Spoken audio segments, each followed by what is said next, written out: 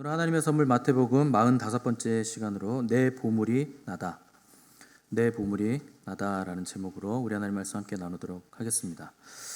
지난주까지 신앙생활의 가장 중요하고도 아름다운 덕목 세 가지를 살폈는데 구제, 금식, 기도에 대해서 우리가 하나하나 자세하게 나눴습니다. 이런 덕목들은 신앙생활에 있어서 굉장히 중요한 것이기 때문에 우리 주님도 산상수훈에서 이것을 중요시하게 여기셔서 하나하나 이렇게 말씀하신 것인데, 그렇다고 해도 이 세 가지 덕목이 신앙생활의 전부인가 묻는다면 또 그런 건 아닙니다. 왜냐하면 그리스도인들이 살아가는 삶의 자리는 가정, 학교, 직장 같은 이 세상 속에 있는 터전들이기 때문에 그리스도인들이 세상 속에 있는 삶의 터전에서 세상과 어떤 관계를 맺으며 살아가는가 하는 것들이 신앙생활의 덕목들 못지않게 또 중요하다 하는 것이죠. 그 덕목들의 중요성은 우리보다 어쩌면 세상 사람들이 더 민감하고 더 잘 아는 것 같아 보입니다. 왜냐하면 오늘날 교회가 세상의 지탄을 받는 이유는 성도들이 교회에서는 그럴듯하고 종교적인 일에는 열심을 내는데 일상에서의 삶은 교회에서의 삶만큼 빛나지 않기 때문에, 그렇게 보이지 않기 때문에 세상이 손가락질하는 거죠. 교회에 이렇게 깨끗한 옷 입고 점잖게 하고 앉아있으면 다 괜찮아 보이거든요. 그런데 세상에 나가면 그들과 별로 구분되는 것이 없어 보인다 하는 것이 문제점이죠. 그만큼 세상은 우리를 세상과 동화되라, 이렇게 매력적인 것들로 우리를 자꾸만 끌어들이는 겁니다. 굉장히 매력적입니다. 여러분들이 우리나라가 얼마나 좋은 것을 많이 가지고 있는지 이 안에 있기 때문에 잘 모르는데, 해외에 이렇게 출장을 자주 다니시거나 해외에 오래 사셨던 분들은 아마 아실 거예요. 우리나라가 얼마나 괜찮은 나라인지, 얼마나 편리하고 편안하고 누릴 게 얼마나 많은지 나갔다 와 보면 알게 됩니다. 그래서 온라인으로 물건 주문하면 하루 만에 오거든요.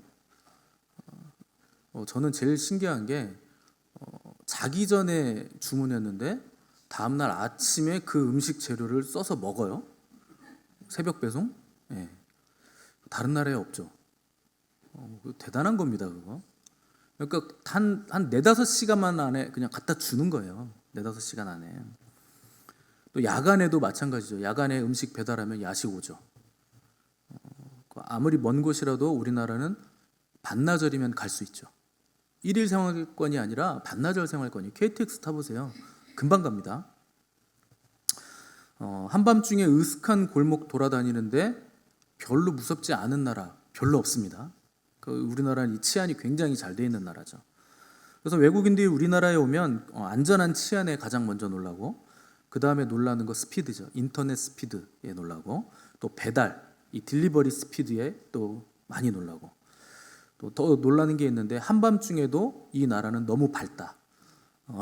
이거에도 또 놀랍니다. 근데 더 놀라운 것은 그 밝은 불빛 안에서 불야성을 이루는 그 밤문화 가운데서 놀고 마시는 사람들을 보면서 굉장히 많이 놀라죠. 그러니까 환경이 이렇다 보니까 그리스도인들이 자칫 잘못하면 이 세상의 편리함, 또 재미, 즐거움 이런 것들에 동화돼서 이 세상에 주는 혜택들과 유익들에 빠져서 우리 믿음을 잃어버릴 위험성에 우리는 항상 노출되어 있다. 우리나라가 굉장히 편하고 편리하기 때문에 오히려 누릴 게 많기 때문에 신앙생활하기에는 더 불리하다는 겁니다. 그래서 우리 1세대 기독교 어른들이나 우리 윗세대 어른들은요, 그들에게 신앙을 지킨다는 것은 어쩌면 목숨을 거는 일이었거든요. 내가 목숨을 걸고 이걸 지키겠다는 것이었고, 또 배고파야 하는 일이었고, 또 핍박을 받는 일이었을 것인데, 그런데 오늘날 기독교인들의 싸움은요, 그런 싸움이 아닙니다. 세상이 주는 유익들과 기쁨들로부터 내 마음을 빼앗기지 않는 싸움이 오늘날 그리스도인들의 싸움이 된 거죠. 그 정도로 세상은 갈수록 더 매력적인 것들로 우리를 계속 끌어당기는 겁니다. 이것을 누리라고 자꾸 끌어당기는 거죠. 더군다나 세상은요, 갈수록 그 스피드가 빨라집니다. 변화가 너무나 빠르다는 거죠. 그래서 그리스도인들도 이 세상의 발빠른 변화에 맞춰서 우리도 발을 맞춰서 발빠르게 움직이지 않으면 마치 나는 도태되는 느낌을 받을 수밖에 없기 때문에, 그렇게 우리가 세상의 변화에 발빠르게 대처하는 삶을 살다 보면 어느새 세상과 동화돼서 거기에 깊이 빠져서 헤어나오지 못하는 경우가 적지 않게 일어난다 하는 겁니다. 근데 성경은 계속 말하죠. 속도보다 중요한 것은 항상 방향이잖아요. 빠르게 가는 것보다 중요한 것은 바르게 가는 거죠. 그래서 주님은 말씀을 통해서 너의 삶이 지금 어디로 가고 있는가, 어떻게 가고 있는가, 정말 바르게 가고 있는가 하는 것을 진단하라 하시면서 우리에게 산상수훈을 가르쳐 주신 것이죠. 오늘 우리가 읽은 본문 19절 20절 말씀을 보시면 너희를 위하여 보물을 땅에 쌓아두지 말라. 거기는 좀과 동록이 해하며 도둑이 구멍을 뚫고 도둑질하느니라. 오직 너희를 위하여 보물을 하늘에 쌓아두라. 거기는 좀이나 동록이 해하지 못하며 도둑이 구멍을 뚫지도 못하고 도둑질도 못하느니라. 이렇게 기록을 했습니다. 주님의 말씀이죠. 그러니까 주님은 신앙을 위협하는 가장 큰 위협을 물질로 보셨습니다. 그래서 마태복음 6장 24절에 보시면 바로 밑에 있죠. 한 사람이 두 주인을 섬기지 못할 것이니 혹 이를 미워하고 저를 사랑하거나 혹 이를 중히 여기고 저를 경히 여김이라. 너희가 하나님과 재물을 겸하여 섬기지 못하느니라. 이렇게까지 말씀하셨어요. 그러니까 하나님과 재물을 동급으로 두시고, 원래 동급이 아니에요. 근데 인간들이 이걸 동급으로 자꾸 여기니까 너희들 그렇게 동급으로 여길 거 아니다. 하나님하고 재물 겸하여 섬기면 안 된다. 이렇게까지 얘기하실 정도로 신앙을 위협하는 가장 큰 위협을 우리 주님은 물질로 보신 겁니다. 근데 우리나라 사람들이 요거에 굉장히 취약한 구조를 가지고 있는데 언어를 잘못 쓰는 바람에, 말을 잘못하는 바람에 자꾸 이게 이렇게 흘러가고 있어요. 여러분, 우리나라에서 잘 산다는 개념은 무슨 개념입니까? 저 사람 잘 살아, 이렇게 하면 부자라는 뜻이죠. 그 사람의 인격이나 성숙이나 그 사람이 어떤 도덕적으로 어떤 삶을 사는지는 묻지도 따지지도 않고, 좋은 집이 있고 좋은 차가 있고 행색이 괜찮으면 야, 저 사람 잘 사는 사람이네 이래요. 돈을 물쓰듯이 쓰면 야, 저 사람 잘 사네. 여러분, 그게 잘 사는 겁니까? 그러면 상대적으로 가난한 사람은 다 못 사는 거잖아요. 그래서 여러분도 그러잖아요. 저 사람은 잘 사는 사람, 이 사람은 못 사는 사람. 잘 사는 사람은 돈 많은 사람, 못 사는 사람은 가난한 사람. 이렇게 얘기하시잖아요. 이거 굉장히 언어를 잘못 쓰는 거죠. 잘 산다는 건 하나님 앞에서, 하나님 안에서 덕스럽게, 거룩하게, 정결하게 사는 게 잘 사는 겁니다. 돈 많은데 잘 산다니요? 그게 무슨 말입니까? 돈이 없는데 못 산다니요? 그게 무슨 말입니까? 말도 안 되는 언어 생활을 우리가 이렇게 습관적으로 쓰는 바람에 우리는 물질에 대한 통로를 자꾸만 우리의 말로 좀 열어놓고 있다는 거죠. 사도 바울은 젊은 목회자에게 이런 말을 남겼습니다. 우리 한번 띄워주시겠습니까? 디모데전서 6장 10절 다 같이 읽어보겠습니다. 시작. 돈을 사랑함이 일만 악의 뿌리가 되나니 이것을 탐내는 자들은 미혹을 받아 믿음에서 떠나 많은 근심으로써 자기를 찔렀도다. 아멘. 보세요, 여러분. 돈은요, 일만하게 뿌리가 아니에요. 돈을 사랑하는 게 일만하게 뿌리가 되는 거죠. 돈 자체는 중립가치입니다. 뉴트럴이죠. 근데 돈을 사랑함이 일만하게 뿌리가 되나니 이것을 탐내는 자들이요, 미혹을 받아서 믿음에서 떠났대요. 여러분, 돈 때문에 믿음을 떠나는 사람들이 있다는 겁니다. 인정하셔야 돼요. 성경에 써 있잖아요. 돈 때문에 믿음 떠납니다. 많아도 떠나고 적어도 떠납니다. 그래서 이 돈 때문에 믿음을 떠나는 사람들의 특징이 있는데, 근심으로써 자기를 찌른다. 이게 돈 때문에 믿음 떠나는 사람들의 특징이에요. 자, 돈 때문에 근심을 하다가 근심하다 보니 믿음이 떨어져서 믿음에서 떨어져 나가고, 그렇게 믿음이 사라진 상태에서 살다 보니 자기 몸과 영혼을 스스로 찔러 괴롭게 하는 상태가 되더라 하는 것이 사도 바울의 경고죠.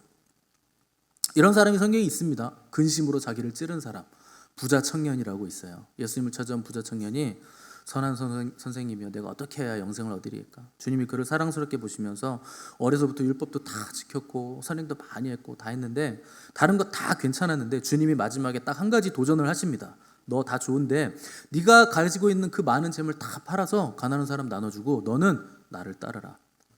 이렇게 얘기하죠. 이 예수님의 도전에 그 청년이 재물이 많은 거로 근심하며 돌아갔다. 이렇게 말씀하고 있습니다. 근심하며 돌아갔대요. 여러분, 지금 누가 나를 따르라고 한 겁니까? 메시아 예수 그리스도께서 도전하신 거잖아요. 너는 나를 따르라. 내 제자가 되라. 누가 한 제안인데, 그분을 따르는 길이 무슨 길인데 어떻게 그 도전과 그 초청 앞에서 재물 때문에 근심을 하며 돌아갈 수 있을까? 참 현찮은 청년이다 라고 여러분 생각하시겠지만 여러분들은 이것으로부터 자유롭습니까? 예수님은 집도 절도 없으시잖아요. 머리 인자는 머리 둘 곳조차 없다 그러셨잖아요. 제자들이라고 별 볼 일 있었겠습니까? 주님이 그러시면 제자들도 그런 거죠. 이거 굉장히 쉽지 않은 도전이라는 거죠. 내가 가지고 있는 집, 재물 이거 팔아가지고 가난한 사람들한테 다 구제하고서 나는 주님을 따라가겠다. 결코 쉽지 않은 일입니다. 그런데 왜 근심이 될까요? 할까 말까? 부자 청년은 왜 근심했을까요? 우리도 이걸 왜 근심하게 될까요? 양쪽을 다 갖고 싶거든요. 주님도 따르고 싶은데 우리는 돈도 많고 싶잖아요. 아니라는 표정을 짓고 계신데 저만 그런가요? 천국도 가고 싶은데 세상 것도 누리고 싶어요. 그러니까 근심하죠. 그러니까 돈이라는 게 여러분 그 정도로 파워풀한 겁니다. 주님 안에서 잘 쓰면 복된 열매를 맺을 수 있는 게 돈이죠. 그런데 이 주님과 재물을 견주기 시작하면 재물이요 하나님 자리를 자기가 꿰차고 우상이 돼버립니다. 이게 재물이 가진 파괴성이에요. 우상이란 게 뭡니까? 내가 원하는 것을 내 원함에 맞춰서 잘 들어주는 게 우상이에요. 그게 나에게 유익이 되든지 화가 되든지 상관없이 내가 원하는 것 원하는 대로 들어주는 존재가 우리가 섬기는 우상들이죠. 그런데 오늘날에는 돈이 그 일을 해준다는 거예요. 여러분 우리나라에는요 돈만 있으면 진짜 살기 좋은 나라라고 돈 있는 사람들이 그러대요. 저는 많지 않아 봐서 모르겠는데 근데 대충 봐도 알 수 있겠어요. 야 진짜 돈이 많으면 이 나라만큼 살기 좋은 나라가 없구나. 다 되니까. 그래서 가난한 사람이나 부자나 할 것 없이 어떻게든 더 많이 벌려고 하고 어떻게든 더 많이 가지려고 하고 어떻게든 더 많이 모으려고 하고 어떻게든 상대방에게 줄 거 뺏어서라도 내가 가지려고 하는 것이 돈에 대한 사람들의 한결같은 태도라는 겁니다. 누가복음 16장 14절에 보시면 돈을 좋아한다라고 소개하는 사람들이 나오는데 그게 바리새인들입니다. 그래서 바리새인들은 돈을 좋아하는 자들이라 이런 구절이 나오죠. 근데 바리새인들은요 당시에 종교적으로는 사실 가장 거룩하다고 여겨지는 그룹입니다. 바리새라는 말 자체가 구별된 그룹이다라는 뜻이죠. 율법을 전부 다 철저하게 다 지켜냈던 그룹이죠. 우리로서는 감히 쳐다보지도 못할 굉장히 높은 경지에 있는 종교 그룹들입니다. 근데 그런 사람들이 돈을 좋아한다니 거참 아주 형편없는 사람들이구만 이렇게 생각하시는 분들이 계실지 모르겠지만 사실 그들의 신학 체계 안에서는요 돈을 좋아하는 구조일 수밖에 없어요. 왜냐하면 성경에 의하면 부지런히 열심히 일하는 자에게는 재물이 따라온다라고 성경은 말씀하고 있습니다. 그러니까 유대인들은요 부유한 사람들, 부자는 하나님의 엄청난 축복을 받은 사람이다라는 그 신학적인 내용들이 있는 거죠. 그러니까 당연히 가난하고 게으르고 악한 사람들은 왜 가난한가? 그 사람은 게으르기 때문에 그런 거예요. 악하기 때문에 그런 거예요. 열심히 땀 흘리지 않기 때문에 가난한 거다. 이렇게 나눠지게 되는 겁니다. 성경이 그렇게 써있기 때문에. 그리고 구약 성경에 보시면 하나님의 복을 받은 사람들 다 부자죠.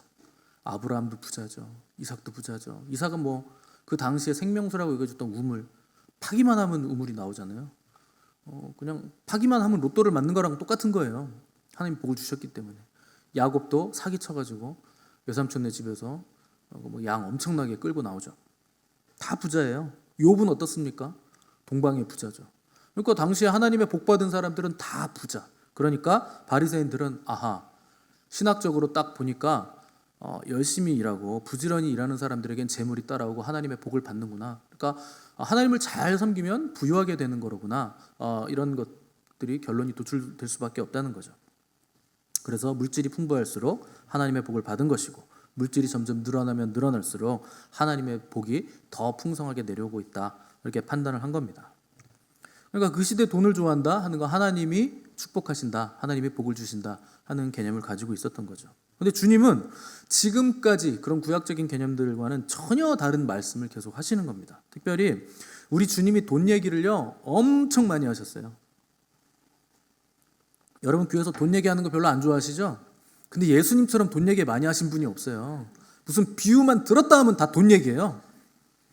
돈 굉장히 좋아하셨는지 어쨌는지 모르겠지만 그런데 주님이 드신 그 돈에 대한 비유들은요 사실 오늘날 우리가 가진 생각과 개념으로 계산기를 때려보면 이거 앞뒤가 안 맞아요. 원래 그 돈이라는 건 그 속성상 그 계산이라는 개념이 따라올 수밖에 없잖아요. 그죠? 여러분 돈 주고받을 때 계산 안 하고 막 줍니까? 세물 해서 주시잖아요. 아닌 표정을 짓고. 그럼 제가 1,000원짜리 3장 드릴 테니까 5만 원짜리 한 장이랑 바꾸실래요? 3장 대 한 장인데? 3개가 더 많잖아요. 왜 싫으십니까? 계산을 하신다는 얘기죠. 값어치가 있다는 뜻이죠. 근데 만약 2살짜리 아이에게 걔가 5만 원짜리를 가지고 있으면 제가 3장을 주면서 이거 나 3개인데 하나랑 바꿀래? 그럼 저 줄 거야. 계산이 없다는 얘기죠. 그래서 아이들은 계산을 하지 않는데 우리는 계산을 하죠. 근데 계산이라는 건 뭡니까? 나에게 유익이 되는가? 손해가 되는가? 이익이 되는가? 손해가 되는가를 두드려 보는 거죠. 그래서 손해가 되면 플러스가 되면 나에게 유익이 있는 걸로, 손해가 되고 마이너스가 되면 나에게 마이너스가 되니까 그건 안 하는 걸로 이렇게 우리가 가늠하는 척도가 된다는 거죠. 근데 성경은요, 돈을 다룰 때, 우리 주님도 돈을 다룰 때 그렇게 안 다루세요. 뭔가 계산을 하지 않습니다. 그래서 누가복음 15장에 보면 주님이 비유하신 3개의 비유가 연달아 나오거든요. 첫 번째가 잃어버린 양의 비유, 두 번째가 잃어버린 드라크마, 동전에 대한 비유, 세 번째가 탕자의 비유. 여기 3개가 15장에서 연달아 나옵니다. 잃어버린 양의 비유를 보면 이상해요. 100마리의 양을, 어떤 목자가 100마리의 양을 키우고 있는데 한 마리가 없어진 거예요. 그래서 양이 한 마리가 없어졌네. 그래서 그 양 한 마리를 찾기 위해서 목자가 찾아 헤매는데 놀랍게도 99마리의 양은 방치가 됩니다.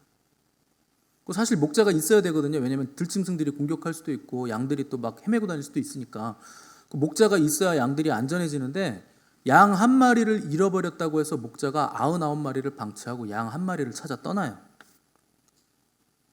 또 그 양을 찾으려면 절벽이나 동굴이나 이런 계곡이나 막 다녀야 되니까 얼마나 위험합니까? 자기도 무슨 들짐승 곰을 만날 수도 있는 거고. 그런데도 그 한 마리를 찾아서 떠난다는 거죠. 이게 얼마나 비효율적이고 계산상으로 이게 수지타산이 안 맞습니까? 그러다가 양 한 마리 찾으러 갔다가 들짐승이 와서 습격하면 99마리 다 죽는 거거든요.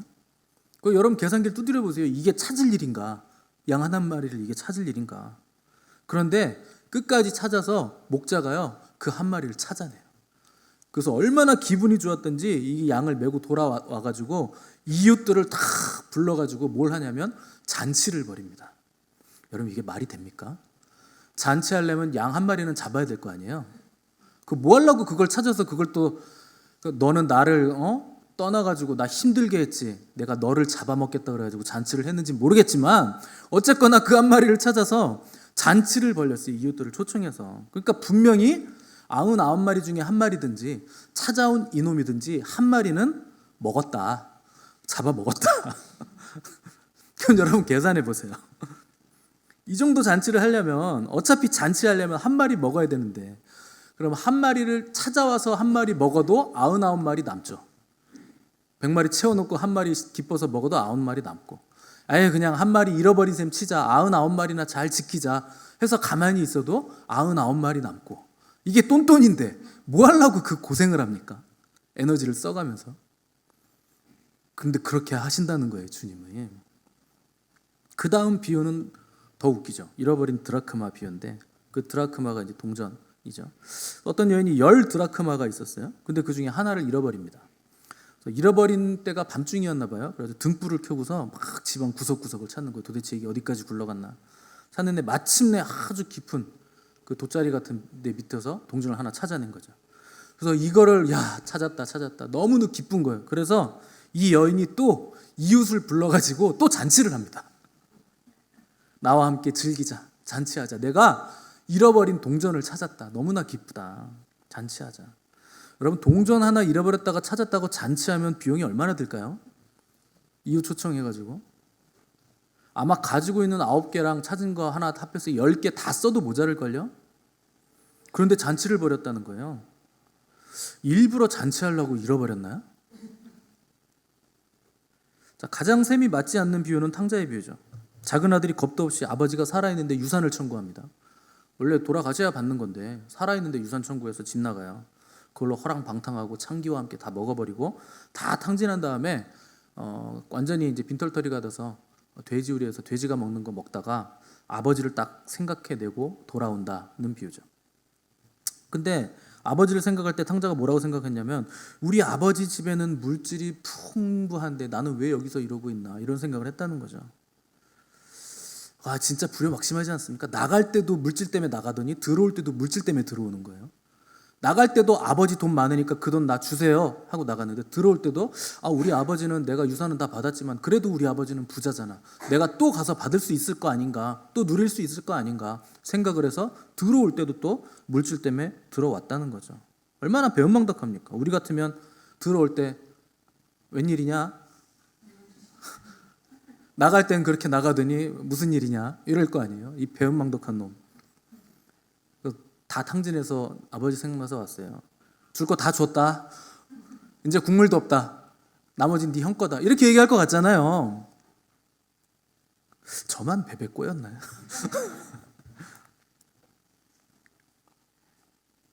그런데 탕자가 돌아왔더니 막 맨발로 뛰어나가가지고 막 옷을 입히고 수치를 감추고 씻기고 반지 끼워주고 신발 신기고 막 소를 잡아가지고 막 동네 방네 불러가지고 내가 잃어버린 아들을 찾았다 막 잔치를 벌이신다는 거죠. 네, 여러분 오늘 본문 한번 읽어보십시오. 19절 21절 다 같이 읽겠습니다. 시작. 너희를 위하여 보물을 땅에 쌓아두지 말라.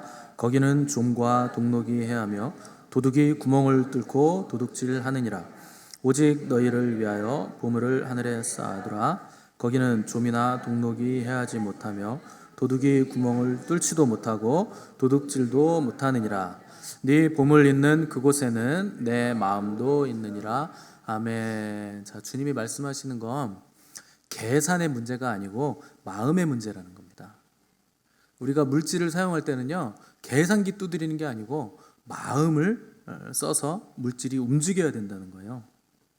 자, 네 물질이 있는 곳에 내 마음도 있다. 물질을 쓰는 동기가 마음으로부터 출발한다는 겁니다. 만약에 마음이 하늘에 있다면 하늘을 향해서, 하늘을 위해서, 하늘 뜻을 이 땅에 이루기 위해서 물질을 쓸 것이고, 마음이 땅에 있으면 땅의 것을 위해서 물질을 쓸 것 아니겠느냐, 이것을 말씀하시는 거죠.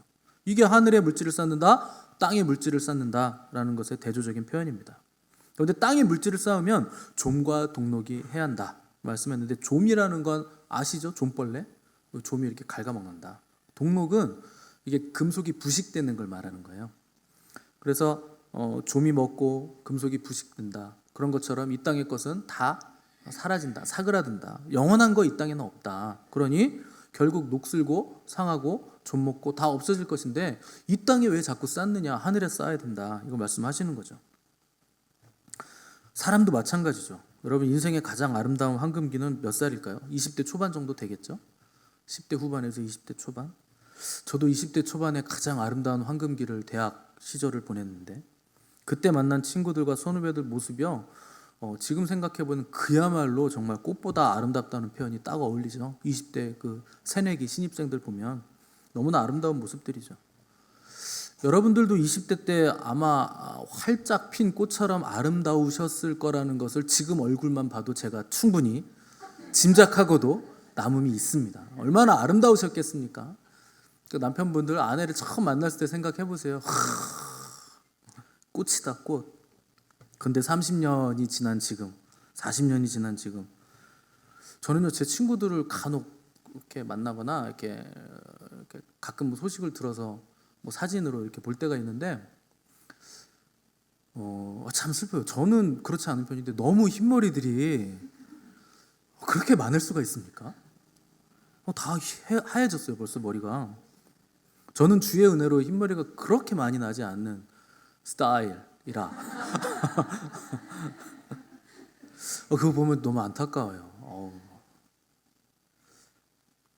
그래서 언제 저렇게 주름이 생기고 언제 이렇게 흰머리가 늘었는지 안타까운데, 여러분 땅이란 그런 겁니다. 시간이 가면 다 쇠해지고 늙어지고 상하고 좀 먹죠.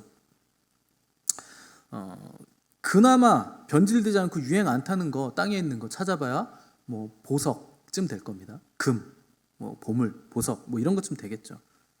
근데 그런 것들은요 쌓아두면 쌓아둘수록 사라지진 않지만, 그것도 뭐 불로 녹이면 사라지는데 그래도 잘 안 사라지겠지만, 그런 귀금속들, 금속들, 보석들은요 쌓아두면 쌓아둘수록 불안해진다는 염려가 있습니다. 그래서 주님이 도둑의 문제를 얘기하시잖아요. 당시 이스라엘 가옥은 진흙을 바르거나 이제 흙으로 벽돌을 쌓아서 지었기 때문에 도둑들이요 그 구멍 뚫으려고 그러면 얼마든지 뚫거든요. 그래서 누가 좀 괜찮게 산다, 보물 있다 그러면요 그냥 뚫고 들어가서 도둑질 하는 거예요. 너무 쉽습니다. 그러니까 재물이 많으면 많을수록 많은 티를 내면 안 되죠. 그러니까 많으면 많을수록 불안하고 내가 도둑들의 타깃이 되지 않을까 늘 근심 가운데서 이걸 지키기 위해서 애를 써야만 했던 거죠. 그러니까 많으면 많을수록 행복해지는 구조가 아니라 더 불안해지고 더 근심이 많아지는 구조가 이 땅의 구조라는 겁니다. 그러면 어떻게 하라는 건가? 뭐 가난해지라는 거예요? 돈을 벌지 말라는 겁니까? 아예 돈을 쌓지 말라는 거예요? 하나님은 저축도 싫어하시고 소유 자체를 싫어하시나요? 그렇지 않습니다. 하나님은 우리에게 소유를 주시고 또 그 소유가 풍성해지기를 원하시고 또 주 안에서 우리가 그것들을 누리고 즐거워하기를 굉장히 원하시는 분이십니다. 그 성경도 재물 자체를 죄악시하거나 무소유를 지지하지도 않아요. 문제는 아까도 얘기한 것처럼 돈이 문제가 아니고 우리가 돈을 사랑하게 되는 게 이게 근본적인 문제라는 겁니다. 그러니까 이거는 사랑의 문제이고 또 마음의 문제이고 내가 어디에 소속되어 있는가 소속감의 문제이고 또 나의 주인이 누구인가 하는 그 소속의 문제가 된다는 거죠. 그래서 바울도 돈이 일만하게 뿌리가 아니고 돈을 사랑하는 게 일만하게 뿌리다 이렇게 말씀한 겁니다. 세상 사람들이야 세상에 속해 있으니까 이 땅이 전부라고 생각하니까 죽으면 아무것도 없다고 생각하니까 돈을 사랑할 수 있죠. 근데 우리는 하늘이 열린 사람들이잖아요. 하늘에 속한 사람들이잖아요. 그러니까 하나님의 나라와 그분의 의를 구하는 삶이 어떤 것인가? 하늘 뜻이 이 땅 위에서 이루어지는 삶의 모습을 가시적으로 보여줄 수 있는 공동체가 교회라는 공동체이기 때문에 우리만큼은 돈을 사랑하는 것이 아니라 하나님을 사랑하는 자들의 삶의 모습으로 이 땅을 어떻게 살아가는지를 우리가 보여줄 수 있어야 된다 하는 겁니다. 교회란 그런 곳이에요. 만물 안에서 만물을 충만케 하시는 이의 충만이 바로 교회입니다. 교회는요 주님이 계시기 때문에 다 충만한 거예요. 그래서 여러분 기도해 보십시오. 예수님이 주님의 이름으로 우리가 기도를 하면 아버지께서 우리 기도를 다 들어주신다는 거예요. 우주를 놀려서라도 여호수아가 기도하니까 태양이 멈추잖아요. 그 우주의 운행을 멈춰서라도 기도를 들으시는 하나님이라는 거죠. 우리가 그걸 보여줄 수 있어야 된다는 겁니다. 그런데 왜 자꾸 땅에다가 이걸 쌓으려고 하느냐, 하늘에 쌓아야 된다 하는 거죠. 그래서 보물을 우리가 땅에 쌓는 이유는요 다른 이유 없습니다. 내 마음이 지금 땅에 있기 때문에 여기에 살고 싶고 여기에 계속 있고 싶고 여기에서 누리고 싶고, 그러니까 뭐 천당을 가야 되는데 분당을 먼저 가고 싶은 거지. 거기에 뭐 집이 있으면 좋겠고 분당 안에서 좀 살았으면 좋겠고. 그래서 종교개혁자 칼빈은 이런 말을 했습니다. 말세의 재물을 쌓는 것은 자신에게 임할 형벌을 쌓는 것이다. 말세의 재물을 쌓는 것, 자신에게 임할 형벌을 쌓는 것이다. 그래서 이 땅에서 재물을 잔뜩 쌓기 위해 혈안된 사람들은 그 쌓아놓은 재물이 결국에 자기를 심판한다는 겁니다. 그 쌓여진 재물만큼 형벌을 받는다는 겁니다.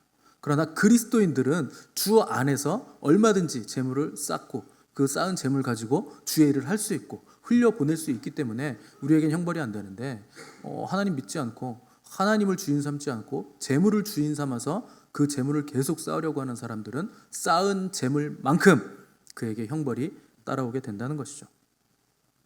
그래서 성경은 무릇 지킬 만한 것보다 네 마음을 지키라. 생명의 근원이 이에서 남이니라. 생명의 근원이 어디서 납니까? 마음에서 나오죠. 그런데 보물이 있는 곳에 우리 마음이 있대요. 그래서 돈에, 재물에 내 마음을 두면 어떻게 됩니까? 생명의 근원이 마음에서 나는데 내 마음이 생명의 근원인 주님을 따라가는 게 아니라 돈을 따라다니는 거예요. 마음이 돈을 따라다니면 돈이 우리 마음을 잠식합니다. 그리고 생명을 돈이 갉아먹습니다. 그래서 신앙생활은요 마음을 지키는 거예요. 그리고 말씀에 의지해서 세속성이 우리 마음에 침투하지 못하도록 세속성과 싸우는 것이 바로 신앙생활입니다. 재정에 있어서도 마찬가지죠. 재물 얻은 능력은 하나님이 주시는 거예요. 우리는 우리의 피와 땀과 눈물을 쏟아서 돈을 버니까 마치 내가 돈을 버는 것 같겠지만 하나님이 그 능력을 주시지 않으면 우리 그렇게 일할 수 없다는 겁니다. 하나님이 일할 수 있는 건강도 주시고 체력도 주시고 호흡할 수 있는 건강, 우리를 붙잡아 주시고 공기도 주시고 햇빛도 주시고 물도 주시고 움직일 수 있는 에너지를 하나님께서 주신다는 거죠. 모든 것들이 하나님의 공급이라는 거죠. 이것을 말씀을 믿고 붙드는 사람은 돈이 나의 주인이 되지 않는다는 거예요. 그래서 우리는 재물 얻을 능력을 주시는 하나님, 그분을 꽉 붙잡아야 되는데 우리는 재물 주시는 분이 아니라 오는 재물에 자꾸 우리의 눈을 두고 마음을 거기에 두니까, 마음을 자꾸 재물에 빼앗기니까 이게 문제가 된다는 겁니다. 자, 보물이란 뭘까요? 보물. 여러분 보물이 있으십니까?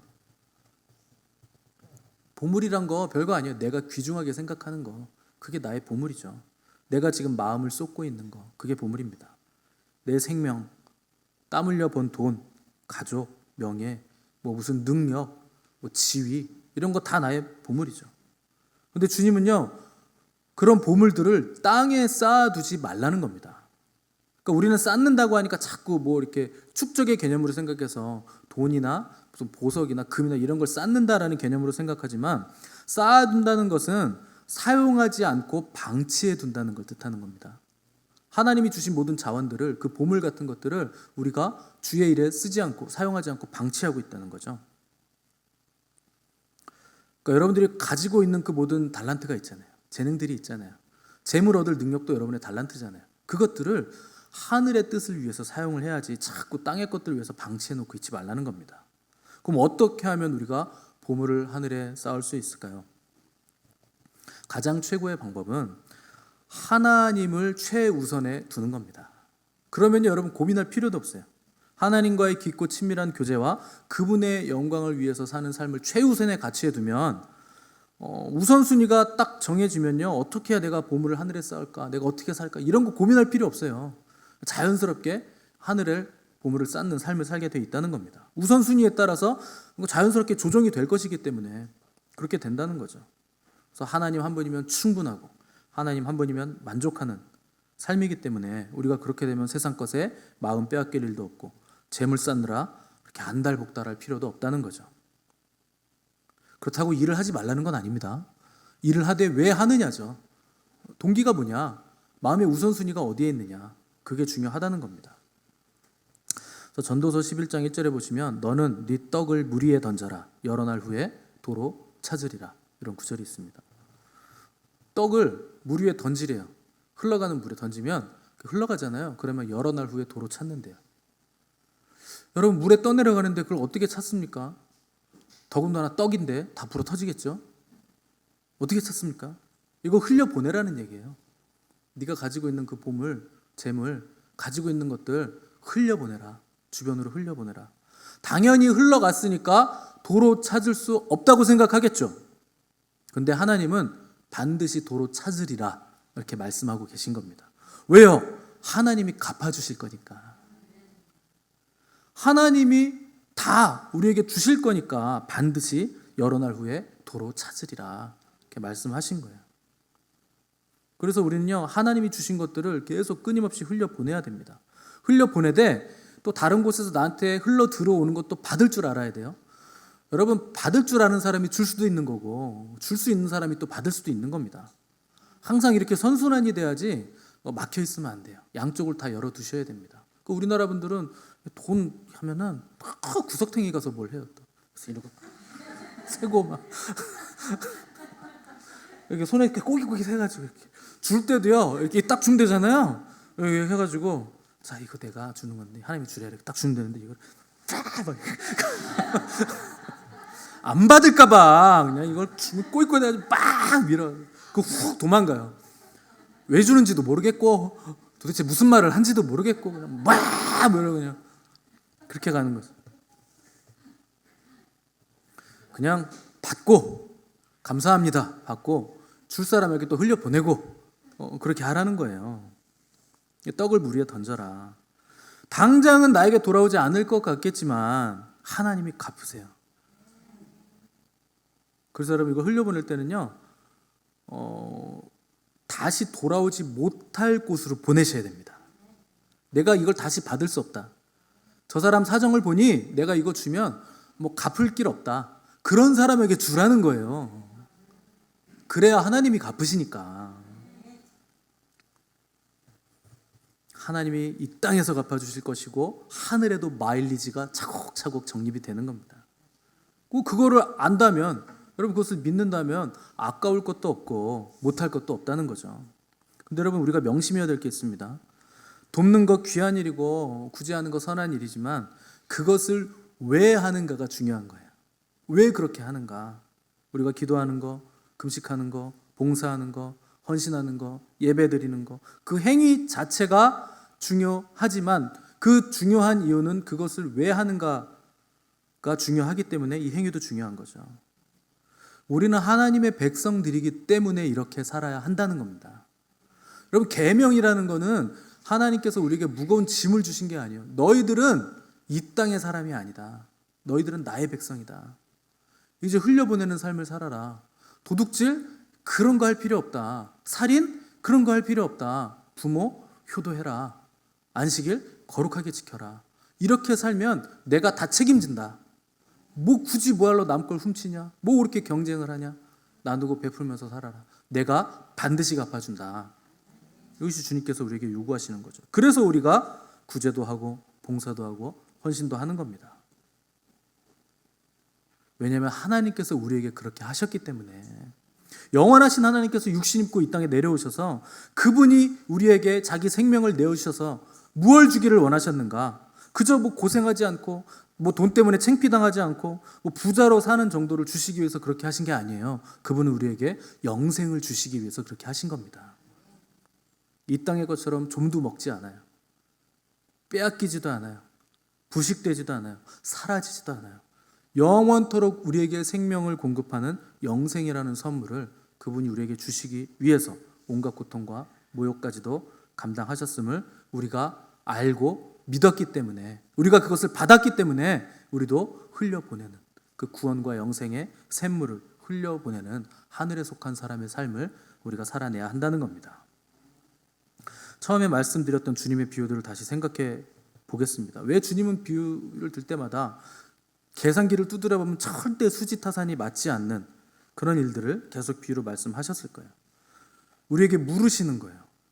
너희들이 가진 거 영원한 가치를 위해서 이렇게 쓸 수 있느냐? 잃어버린 한 영혼을 위해서 나머지 나의 재물을 다 투자해서 그를 위해서 헌신할 수 있겠느냐? 그의 영혼들을 귀하게 여길 수 있겠느냐? 기꺼이 포기하고 투자할 수 있겠느냐? 한 사람이 구원 얻었을 때 그의 영생 얻음을 인해서 사람들을 초청해서 함께 기뻐하고 잔치할 수 있는 마음이 너희들에게 있겠느냐? 이거 도전하시는 거죠. 그런데 반면에 세상도 끊임없이 우리에게 도전을 해올 겁니다. 야, 다른 사람 신경 쓰지 말고 너부터 챙겨야지. 일단 네가 건강하고 네가 밥 먹고 네가 잘 살아야 다른 사람도 챙길 수 있는 거지. 너부터 챙겨라. 네가 원하는 거 먼저 구하고 먹고 살 걱정 없을 때 하나님 나라를 구해야지. 뭐 지금 뭐 당장 먹고 살게 힘든데 목구멍이 포도청인데 무슨 하나님 나라 하나님 타령을 하느냐. 나중에 해도 늦지 않는다. 급한 불부터 꺼라. 뭐 세상은 끊임없이 우리에게 도전을 해온다는 거죠. 그런데 주님은 먼저 하나님의 나라와 그분의 의를 구하라. 먼저라는 건 순서가 있다는 뜻입니다. 환경에 상관없이, 내 마음에 상관없이, 처지에 상관없이 절대적인 순서가 있는 거예요. 먼저 하나님의 나라와 그분의 의를 구하라. 그리하면 이 모든 것, 너희들이 근심되고 걱정할 만한 모든 것들 다 더하시리라. 여러분, 이 순서를 뒤집으시면 안 돼요. 그리스도인들이 이 순서를 뒤집어가지고 끊임없이 하나님과 줄다리기 하고 있는 겁니다. 먼저 채워줘 보세요. 그럼 내 하나님 나라와 의 구할게요. 근데 하나님은 먼저 하나님 나라와 의를 구하라. 내가 다 채워준다. 이게 믿음 아닙니까? 채워줘서 믿는 거 누가 못해요? 세상 사람들도 다 믿죠. 그런 건 믿음이 아니에요. 보지 않고 믿어야 진정한 믿음인 겁니다. 이 땅은요, 원래 없었던 곳이에요. 중간에 생겨났잖아요. 창조하셨잖아요. 원래 없었던 것이기 때문에 세상은 영원할 수가 없습니다. 영원한 것은요, 원래 있었던 것만 영원한 거예요. 다 사라질 것들입니다. 그러나 푸른 마르고 꽃은 시들어도 주님의 말씀만은 영영이 설 것입니다. 여러분, 뭐가 걱정입니까? 뭐가 염려가 되시나요? 염려가 되면 될수록, 걱정이 되면 될수록 힘쓰고 애써서 하나님 나라와 그분의 의를 구하시기 바랍니다. 그게 제대로 된 순서예요. 그렇게 되면 염려는 다 사라집니다. 우리에게 필요한 것은 재물이 아니라 믿음이에요. 재물 없는 믿음에는 영생이 있습니다. 믿음 없는 재물에는요, 심판이 있어요. 어리석은 부자가 창고를 지었어요. 너무 소출이 많이 나왔어요. 창고를 안 되겠다, 새로 짓자. 엄청 크게 지었어요. 물건 쌓아두고 곡식 쌓아두고 자기 영혼에게 이르기를 내 영혼아 평안히 쉬고 먹고 마시고 즐거워하자. 떵떵거리며 이제 살아보자. 창고 완공하고 딱 쟁였던 그날 그 고백을 내 영혼에게 하고 있는데 그날 하나님이 벼락처럼 말씀하시는 거예요. 어리석은 자여, 오늘 밤 네 영혼을 내가 도로 찾으리니 그러면 네가 준비한 것이 과연 누구 것이 되겠느냐. 여러분, 그렇게 열심히 쌓아놨는데 일생 여러분 땀 흘려가지고 막 쟁여놨는데 이제 좀 살만하다 했는데 하나님이 그때 부르신다는 거예요. 하나님이 부르시네. 가야겠다. 트렁크 꺼내가지고 금, 골드바, 통장 가져갈 수 없습니다. 못 가져가요. 주님이 부르시면 그때 주님 앞에 서서 계산을 하셔야 돼요. 그때는 정말 계산을 하셔야 됩니다. 계산기 두드려 보시는 거예요. 땅에 쌓아놓은 것은 다 불에 타서 없어집니다. 플러스가 안 돼요. 하늘에 쌓은 것만 플러스가 되는 계산을 주님 앞에서 해야 됩니다. 여러분, 더 이상 땅에 쌓는 일을 멈추시기 바랍니다. 땅에 붙어 다니시면 안 돼요. 우리는 하늘을 디디는 사람들입니다. 우리의 본향은 하늘에 있고 우리의 존재 기반도 하늘에 있는 거예요. 그래서 우리의 마음도 하늘에 있어야 되고 하늘 소망을 품고 하늘을 디디며 살아가는 삶을 살아야 되는 겁니다. 땅을 바라보던 눈을 걷어서 위의 것을 바라보시기 바랍니다. 거기 우리 주님이 보좌 우편에 앉아 계세요. 그분을 날마다 바라보시는 땅에 속한 사람이 아니라 하늘에 속한 복된 삶을 사시는 저 여러분 되시기를 간절히 바랍니다. 함께 기도하겠습니다.